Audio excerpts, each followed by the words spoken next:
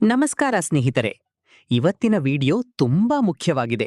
ವಿಶೇಷವಾಗಿ ಸಾಲದ ಸಮಸ್ಯೆಯಿಂದ ಕಂಗೆಟ್ಟಿರುವವರು, ಹಣಕಾಸಿನ ತೊಂದರೆ ಅನುಭವಿಸುತ್ತಿರುವವರು ಈ ವಿಡಿಯೋವನ್ನು ಕೊನೆಯವರೆಗೂ ತಪ್ಪದೇ ನೋಡಿ. ನಿಮ್ಮ ಜೀವನದಲ್ಲಿ ಎಷ್ಟೇ ದುಡಿದರೂ ಹಣ ಕೈಯಲ್ಲಿ ಉಳಿಯುತ್ತಿಲ್ಲವಾ? ಸಾಲಗಳು ದಿನದಿಂದ ದಿನಕ್ಕೆ ಹೆಚ್ಚಾಗುತ್ತಿದೆಯಾ? ಬಡ್ಡಿ, ಇಎಂಐ, ಮನೆಯ ಖರ್ಚು, ಮಕ್ಕಳ ವಿದ್ಯಾಭ್ಯಾಸ ಎಲ್ಲವೂ ಸೇರಿ ಮನಸ್ಸಿಗೆ ಒತ್ತಡ ಆಗ್ತಿದೆಯಾ? ಅಂಥವರಿಗೆ ಇವತ್ತಿನ ವಿಡಿಯೋದಲ್ಲಿ ನಾವು ಹೇಳೋದು ಒಂದು ಸರಳವಾದ ವೀಳ್ಯದೆಲೆಯ ತಂತ್ರ. ಈ ತಂತ್ರವನ್ನು ಶ್ರದ್ಧೆಯಿಂದ ಮಾಡಿದರೆ ಧನ ಆಕರ್ಷಣೆಯಾಗುತ್ತದೆ, ಹಣದ ಮಾರ್ಗಗಳು ತೆರೆದುಕೊಳ್ಳುತ್ತವೆ ಎಂದು ಹಿರಿಯರು ನಂಬುತ್ತಾರೆ. ಸ್ನೇಹಿತರೆ, ಕೆಲವರಿಗೆ ಎಷ್ಟೇ ಪ್ರಯತ್ನ ಮಾಡಿದರೂ ಹಣ ಬರುವುದೇ ಇಲ್ಲ.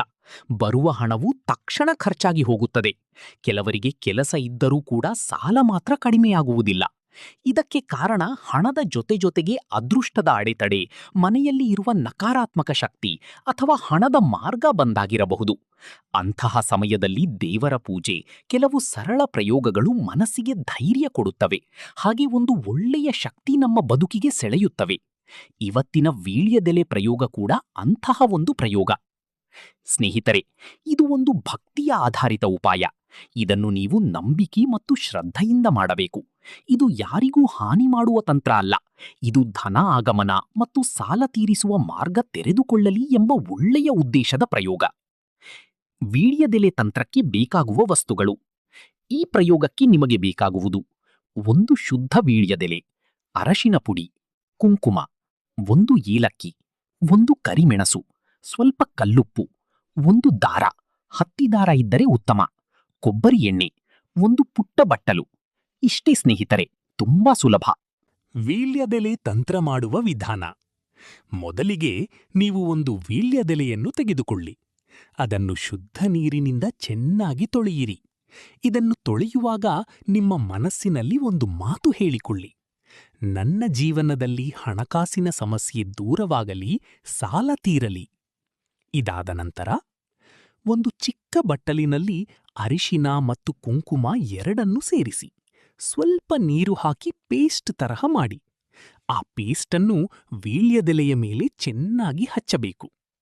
ನಂತರ ಒಂದು ಏಲಕ್ಕಿ, ಒಂದು ಕರಿಮೆಣಸು ಮತ್ತು ಸ್ವಲ್ಪ ಕಲ್ಲುಪ್ಪು ತೆಗೆದುಕೊಳ್ಳಿ. ಇವು ಮೂರು ವಸ್ತುಗಳನ್ನು ವೀಳ್ಯದೆಲೆಯ ಮಧ್ಯದಲ್ಲಿ ಇಟ್ಟು ಎಲೆಯನ್ನು ನಿಧಾನವಾಗಿ ಮಡಚಿ ಒಂದು ಪುಟ್ಟ ಪೊಟ್ಟಣದಂತೆ ಮಾಡಬೇಕು. ಆಮೇಲೆ ಅದಕ್ಕೆ ಒಂದು ದಾರವನ್ನು ಕಟ್ಟಬೇಕು. ಕಟ್ಟುವಾಗ ನಿಮ್ಮ ಮನಸ್ಸಿನಲ್ಲಿ ಹೇಳಿಕೊಳ್ಳಿ: ನನ್ನ ಸಾಲಗಳ ಬಂಧನ ಮುಕ್ತವಾಗಲಿ. ಇದಾದ ನಂತರ ಒಂದು ಪುಟ್ಟ ಬಟ್ಟಲಿನಲ್ಲಿ ಕೊಬ್ಬರಿ ಎಣ್ಣೆ ಹಾಕಿ ನೀವು ಮಡಚಿ ಕಟ್ಟಿರುವ ವೀಳ್ಯದೆಲೆ ಪೊಟ್ಟಣವನ್ನು ಅದರಲ್ಲಿ ಸ್ವಲ್ಪ ತೊಳೆದು ಅಥವಾ ಅಜ್ಜಬೇಕು.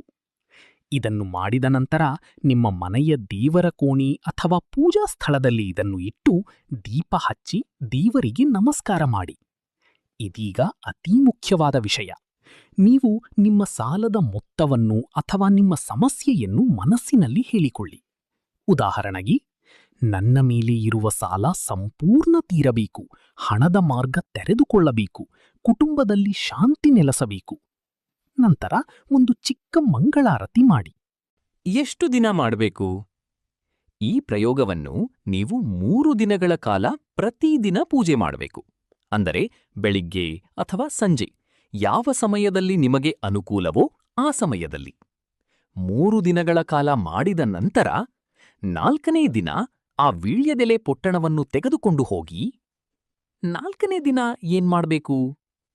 4ನೇ ದಿನ ಅದನ್ನು ನಿಮ್ಮ ಮನೆಯಿಂದ ಹೊರಗೆ ತೆಗೆದುಕೊಂಡು ಹೋಗಿ 3 ಕೂಡುವ ರಸ್ತೆ, ತ್ರಿಮಾರ್ಗ ಇರುವ ಜಾಗದಲ್ಲಿ ಅದನ್ನು ಅಲ್ಲಿ ಬಿಟ್ಟು ಬರಬೇಕು ಅಥವಾ ಚೆಲ್ಲಿ ಬರಬೇಕು.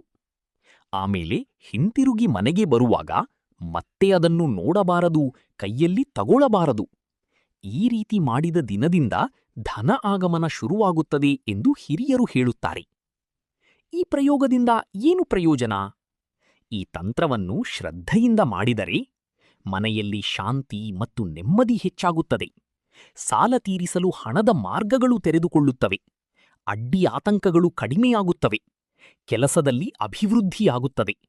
ದುಡ್ಡು ಕೈಯಲ್ಲಿ ಉಳಿಯಲು ಪ್ರಾರಂಭವಾಗುತ್ತದೆ. ಸ್ನೇಹಿತರೆ, ಇದು ದೇವರ ನಂಬಿಕೆಯಿಂದ ಮಾಡುವ ಒಂದು ಒಳ್ಳೆಯ ಪ್ರಯೋಗ. ನಿಮಗೆ ಈ ವಿಡಿಯೋ ಉಪಯೋಗವಾಗಿದೆ ಅಂದರೆ ಲೈಕ್ ಮಾಡಿ, ನಿಮ್ಮ ಸ್ನೇಹಿತರಿಗೂ ಶೇರ್ ಮಾಡಿ. ಇಂಥ ಇನ್ನಷ್ಟು ಉಪಯುಕ್ತ ಭಕ್ತಿ ಮತ್ತು ಪರಿಹಾರ ವಿಡಿಯೋಗಳಿಗೆ ನಮ್ಮ ಚಾನಲ್ ಅನ್ನು ಸಬ್ಸ್ಕ್ರೈಬ್ ಮಾಡಿ. ಧನ್ಯವಾದಗಳು ಸ್ನೇಹಿತರೆ. ಜೈ ಶ್ರೀ ಗಣೇಶ, ಜೈ ಲಕ್ಷ್ಮೀದೇವಿ.